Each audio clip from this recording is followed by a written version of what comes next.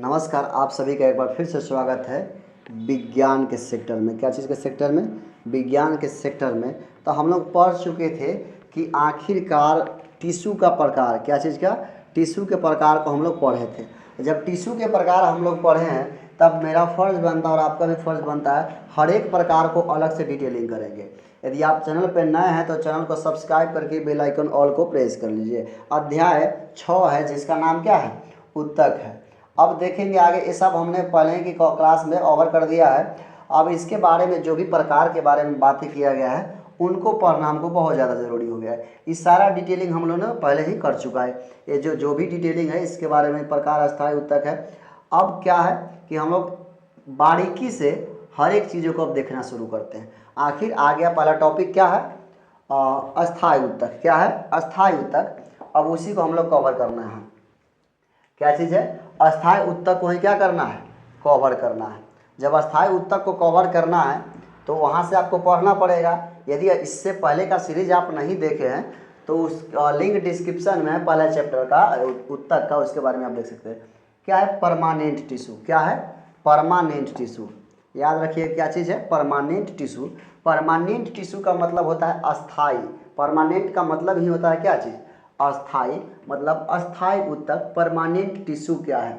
अस्थाई ऊतक, permanent tissue क्या है? तब विभ्रजोतक ऊतक वृद्धि कर आगे एक विशिष्ट कार्य करती है। मतलब क्या कहने का क्या मतलब है कि जो विभ्रजोतकी ऊतक ही है, मेस्मेटिक टिश्यू है, लेकिन ये वृद्धि करके, मतलब विकास करके, डेवलप करके, क्या करके? डेवलप करके आगे एक वृद्धि का कार्य विशिष्ट कार्य करती है और विभाजित होने का शक्ति को क्या कर देता है? खो देता है। मतलब द सेपरेशन पावर क्या कर देता है? खो देता है, जिसके फलस्वरूप वे अस्थायी ऊतक का निर्माण करते हैं। जैसे कि कोई पेड़ पौधा है, क्या है? कोई पेड़ पौधा, तो उसको छोटा सा जो पतली सी जो डाली रहता है, पतली डाली को हम लोग क्या कर सकते हैं? उसको तोड़ सकते हैं। उसको तोड़ सकते हैं, वो विभाजन होते रहता है। लेकिन वही डाली एक मोटा सा डाली का आकार लेगा तो क्या कर सकते हैं? उसको तोड़ना मुश्किल हो जाता है। क्या जाता है? उसका तोड़ना मुश्किल हो जाता है। तो वही है विभ्रजोतकी ऊतक। क्या है? वही विभ्रजोतकी ऊतक वृद्धि कर एक विशिष्ट कार्य करती है, विभाजित होने की और शक्ति को क्या कर देता है? खो देता है, जिसके कारण वो क्या हो जाता है? अस्थायी ऊतक बन जाता है, अर्थात अस्थायी ऊतक का निर्माण करता है। तो इंग्लिश नेट क्लासेस पे इसी प्रकार का जो वीडियो आपको उपलब्ध कराया जाएगा। अब हम लोग देखते हैं आगे विभ्रजोतकी ऊतक को, इसका विभाजन, इसके बारे में और डिटेलिंग हम लोग देख पा रहे हैं। एक सेकेंड, चलो। अब हम लोग देख पा रहे हैं इसके बाद की बात क्या है। इसके बाद में क्या है? विभ्रजोतकी ऊतक कोशिकाएं विभाजित होकर विभिन्न प्रकार को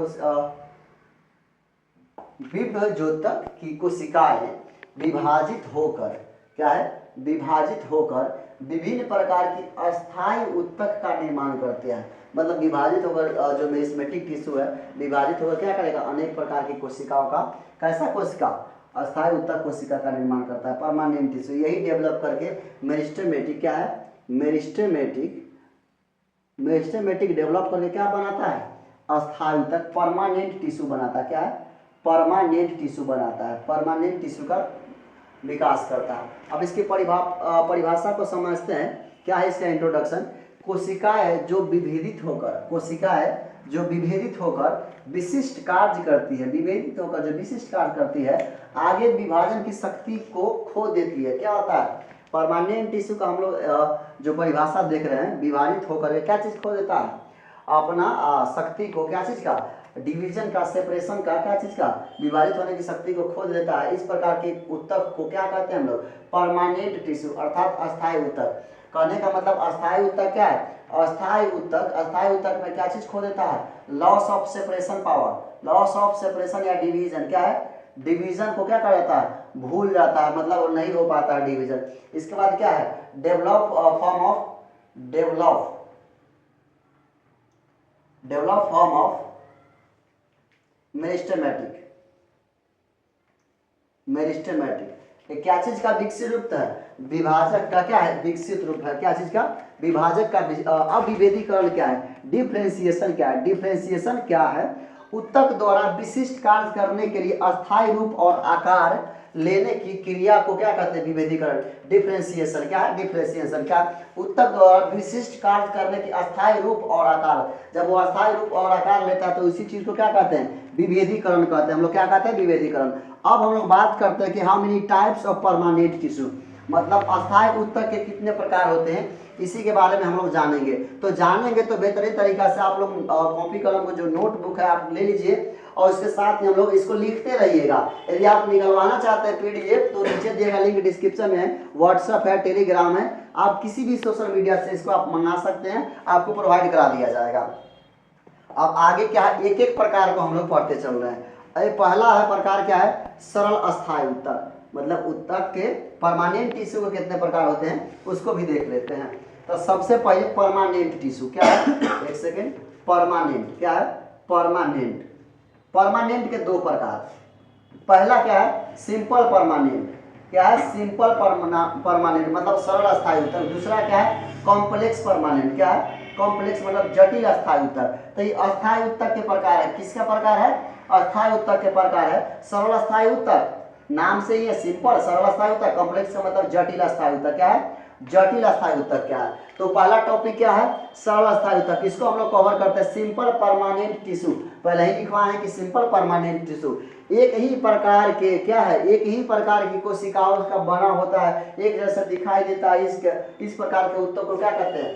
सरल अस्थायी। मतलब कोई ऊतक बना है तो एक ही प्रकार के क्या है? एकदम सिमिलर टू ईच अदर। क्या है? Similar to each other. सब क्या हो? सिमिलर हो। क्या हो? सिमिलर हो। तो उसको क्या बोलते हैं? उसको बोलते हैं सरल अस्थायी ऊतक। जैसे कि एग्जांपल में देखिएगा, पैरेन्काइमा, कोलेनकाइमा और स्क्लेरेन्काइमा इत्यादि, यही सब एग्जांपल है। इस सब का निर्माण, जैसे पैरेन्काइमा का निर्माण, कोलेनकाइमा का निर्माण तथा स्क्लेरेन्काइमा का निर्माण कहता है एकदम सिमिलर कोशिका से होता है। अब ऊतक का मतलब group of cell, that is called क्या चीज? टिश्यू कहलाता है, मतलब कोशिकाओं के समूह को। तो एक ही प्रकार की कोशिकाओं के समूह से जो बना हुआ है उसको क्या करते हैं? सरल अस्थायी ऊतक कहते हैं। अब देखते हैं, बात आती है हमारा क्या चीज का? अब बात आता है सरल अस्थायी ऊतक के प्रकार का। अब सरल अस्थायी ऊतक के प्रकार को हम लोग देखेंगे। सरल अस्थायी ऊतक के प्रकार में हम देख चुके हैं, उदाहरण के तौर पर पैरेन्काइमा, कोलेनकाइमा, स्क्लेरेन्काइमा, यही सारी चीजें आपको देखने को मिल जाएगा। तो पहला टॉपिक हमारा शुरू हुआ है सरल अस्थायी ऊतक, तो हम लोग उसको कवर कर लेते हैं। सरल अस्थायी ऊतक में पहला चीज दिया गया है, चलिए पैरेन्काइमा को समझते हैं। क्या है ये पैरेन्काइमा? ये सरल अस्थायी ऊतक परमानेंट किसका प्रकार है? जिसके कोशिकाओं में कुछ परतें आधारीय, याद रखिए, कुछ परतें आधारीय पैकिंग के निर्माण करती है। इन्हें पैरेन्काइमा, पैकिंग के निर्माण मतलब कॉम्पैक्ट तरीका से निर्माण करता है। क्या कहलाता है? पैरेन्काइमा कहलाता है। अब इसके बारे में गुण को पढ़ेंगे। क्या चीज को पढ़ेंगे?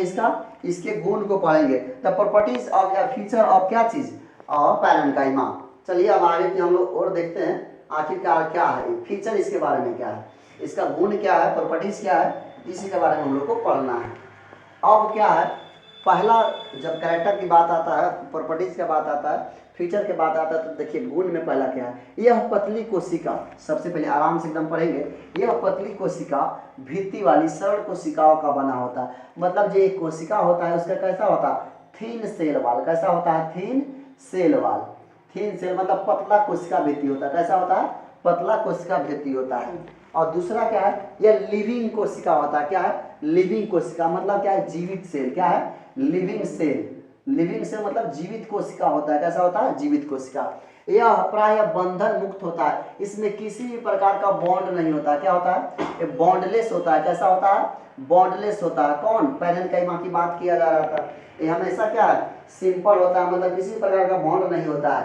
दूसरा हम लोग देखेंगे कि इस प्रकार के ऊतक की कोशिकाओं, सॉरी एक सेकेंड, इस प्रकार की ऊतक की कोशिकाओं के बीच में मतलब मध्य में रिक्त स्थान पर काफी वैक्यूल्स की बात करता है। वैक्यूल्स क्या है? वैक्यूल्स ज्यादा मात्रा में पाया जाता है, मतलब रिक्त स्थान काफी होता है, मध्य काफी रिक्त स्थान होता है। और बात करते हैं पांचवा में, यह ऊतक भोजन का भंडारण करता है, मतलब स्टोरेज ऑफ द फूड। क्या चीज? ये स्टोरेज ऑफ क्या चीज?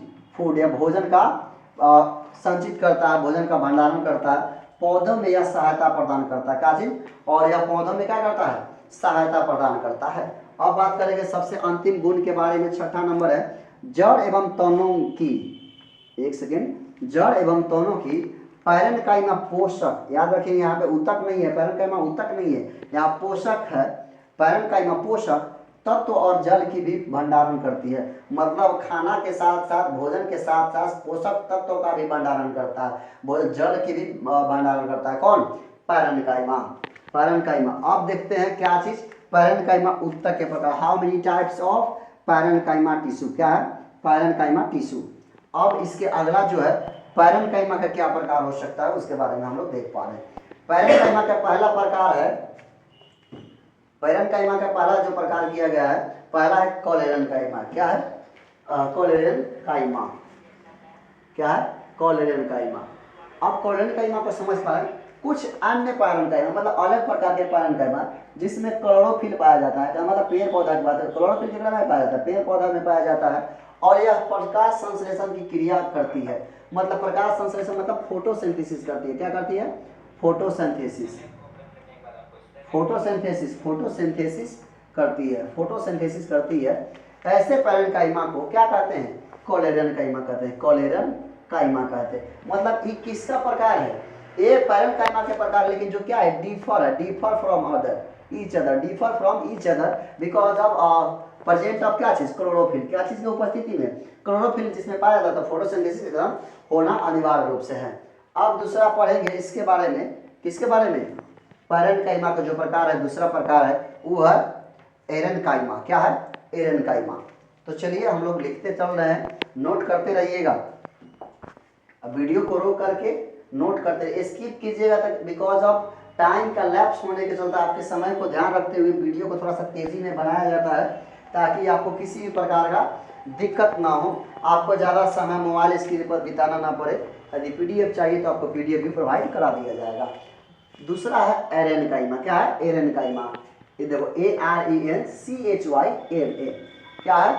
जलीय पौधों में पैरेन्काइमा, मतलब क्या? वाटरी प्लांट, जलीय पौधों में पैरेन्काइमा की कोशिकाओं के मध्य हवा की बड़ी गुहा होती है। मतलब जैसे कि आप देखिएगा कि जलकुंभी, वाटर हाइथिन्स, ये सब चीजें हम आगे बात करते हैं। बड़ी गुहिका मतलब कैविटीज होती है जो पौधों को तैरने के लिए क्या है? उत्प्लावन बल प्रदान करती है। इस प्रकार के पैरेन्काइमा को क्या कहते हैं? एरेन्काइमा कहते हैं। अब इसको आप समझिए क्या है, मतलब कि ऐसा कोई पेड़ पौधा जो पानी में तैरता है, क्या होता है? तैरता है। जैसे कि वाटर हाइथिन्स, क्या होता है? वाटर मतलब जलकुंभी। क्या है? जलकुंभी को देखते हैं, पानी में ऊपर रहता है, तो इसमें क्या चीज़ की मात्रा ज़्यादा रहता है? याद रखिएगा, इसमें जलीय पौधों में क्या चीज़ की मात्रा ज़्यादा को बढ़ा दिया जाता है? बड़ी गुहा रहता है, जो क्या चीज़ करता है? उत्प्लावन में काम करता है, मतलब उसको तैरने के लिए, फ्लोटिंग के लिए कार्य करता है। अब हम लोग देखेंगे कोलेरेन्काइमा। क्या है? कोलेरेन्काइमा। यहाँ पर देखो, बायोलॉजी में ज़्यादातर इंग्लिश वर्ड का इस्तेमाल सही रूप से किया जाता है। कोलेरेन्काइमा क्या है? कोलेरेन्काइमा। क्या है? कोलेरेन्काइमा। दिस मतलब यह एक अन्य प्रकार की सरल अस्थायी ऊतक है, मतलब ये भी किसका प्रकार है? सरल अस्थायी ऊतक है, जिसके कारण पौधों में लचीलापन होता है। मतलब किसके कारण कोई पौधा लचीला होता है? द प्रेजेंस ऑफ क्या चीज? कोलेरेन्काइमा। यह पौधों के विभिन्न भागों में पाया जाता है, जैसे पत्ती, तना में बिना टूटे हुए लचीलापन लाता है। ऐसे ऊतक को क्या कहते हैं? कोलेरेन्काइमा कहते हैं। क्या कहते हैं? कोलेरेन्काइमा। जैसे किसी पेड़ पौधा को देखिए, बांस को देखिएगा, बांस को एकदम पूरी तरीके से क्या है? बांस का जो पौधा होता है उसको आप लचीलापन बनाइएगा तो बहुत ज़्यादा लचीला हो जाता है। तो उसमें क्या चीज़ की मात्रा ज़्यादा होता है? कोलेरेन्काइमा की मात्रा ज़्यादा होता है। तो जिसमें कोलेरेन्काइमा की मात्रा ज़्यादा होता है क्या कहलाता है? कोलेरेन्काइमा कहलाता है। ये किसका उदाहरण है? परमानेंट टिश्यू का ही उदाहरण, सॉरी सिंपल परमानेंट टिश्यू का उदाहरण है। अब इसके गुण के बारे में पढ़ेंगे। क्या चीज़ के बारे में? Properties of collenchyma, properties of collenchyma. तो फीचर है, क्या है? प्रॉपर्टीज है, फीचर है, इसके बारे में जो भी कहें, अब इसके बारे में हम लोग बात कर रहे हैं। अब देखिए क्या है, इसी के साथ वीडियो को आपकी क्लास की वीडियो को ज़्यादा लंबी नहीं बनाया जाता है, आप ही के चलते, क्या है कि मोबाइल स्क्रीन पे ज़्यादा समय देना एक तरीका से विद्यार्थी के लिए पहाड़ बन जाता है, बोझ बन जाता है। तो इसी कारण से हम लोग नहीं दे पाते हैं ज़्यादा बड़ी वीडियो। आगे खैर दिया जाएगा, इसका वेट कीजिए आप लोग। गुण क्या है, मतलब फीचर क्या है इसके बारे में? पहला है, यह पौधे के पत्तियों एवं तनों को लचीलापन करता है। कौन? कोलेरेन्काइमा। क्या है? कॉलेनकाइमा। कौन करता है? कॉलेनकाइमा। यह पौधों के आंतरिक सहायता भी प्रदान करता है, मतलब इंटरनल हेल्प करता है। यह ऊतक की कोशिकाएं जीवित, लंबी और अनियमित ढंग से कानों पर मोटी होती है, कोनों पर मोटी होता है। कहाँ होता है? कोनों पर मोटा होता है। जैसे कि कोई पेड़ हो देखिएगा प्लॉटिंग करते वाला, वाटर हाइट चीज को इस प्रकार का देखिएगा तो कोना पर मोटा होता है। कोशिकाओं के बीच कम स्थान होता है, मतलब कैसा होता है? कम वैकुल, क्या होता है? वैकुल कम होता है और स्थान कम होता है। हम इस ऊतक को एपिडर्मिस के नीचे पर्णवृत्त में पाया जाता है। एपिडर्मिस याद रखिएगा, ये टॉपिक आया है एपिडर्मिस, हम लोग आगे पढ़ेंगे याद करके। एपिडर्मिस क्या है? एपिडर्मिस है। क्या है? एपिडर्मिस है, इसको ध्यान देके रखेंगे। एपिडर्मिस क्या है? एपिडर्मिस के नीचे पर्णवृत्त में पा सकते हैं। कहा सकते हैं? एपिडर्मिस के नीचे पर्णवृत्त में। अब देखते हैं जो सबसे अंतिम के रूप में है, अंतिम का भी एक और है, एस्क्लेरनकाइमा है। क्या है? एस्क्लेरनकाइमा, एस्क्लेरनकाइमा है। अब इसके बारे में पढ़ते हैं। यह एक अन्य प्रकार का सरल स्थायी ऊतक है। कैसा है? अब डिफरेंट टाइप ऑफ परमानेंट और सिंपल परमानेंट टिश्यू जो पौधे को क्या चीज बनाता है? कठोर को बनाता है, कठोरता और मजबूती को प्रदान करता है। इस प्रकार के सरल स्थायी ऊतक को एस्क्लेरनकाइमा कहते हैं। क्या कहते हैं? एस्क्लेरनकाइमा, एस्क्लेरनकाइमा होता है, एस्क्लेरनकाइमा कहते हैं। उदाहरण के लिए नारियल को हम लोग देखेंगे, नारियल के छिलका ये क्या करता है? एक कठोर है, क्या है? कठोर निर्माण करता है और मजबूती प्रदान करता है। जैसे कि आप लोग कोई देखे, सब आदमी शीशो या सागवान के पेड़ की बात करते हैं। सागवान के पेड़ क्या है? सागवान। सागवान को जब आप कुंडा लीजिएगा, लकड़ी का काट के लीजिएगा, देखिए बाहरी छिलका क्या होता है? पतला होता है। बाहरी छिलका क्या होता है? पतला होता है। लेकिन जो इसके अंदर का होता है एकदम कठोर होता है। क्या होता है? कठोर। तो इसको कौन प्रोवाइड करा रहा है? ये एस्क्लेरनकाइमा। क्या है? ये कठोर होता है। इसके बाद कह रहा है ये ऊतक तने में संवहन बंडल के समीप, पत्तों की सिराओं में तथा बीजों और फलों में कठोरता को प्रदान करता है।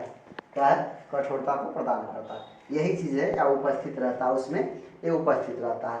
तो चलिए आगे बढ़िए, इसको देख भी लेते हैं और इसके गुण के बारे में भी हम लोग पढ़ेंगे। क्या है इसका गुण? चलिए इसके गुण को कवर करते हैं।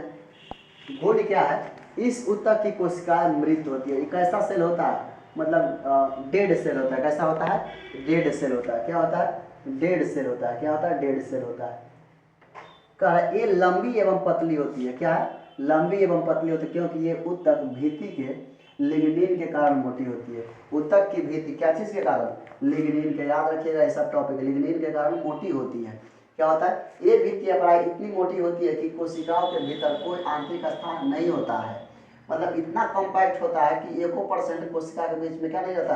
जगह नहीं रहता। 1% मतलब इसके बीच में जगह नहीं छोड़ता है। उसके बाद क्या? यह पौधों के भागों को मजबूती को प्रदान करता है। क्या आता है? भागों को मजबूती को प्रदान करता है। यही सबसे बड़ी है। और आगे हम लोग देखेंगे। चैनल पर नया है तो चैनल को सब्सक्राइब कर लीजिए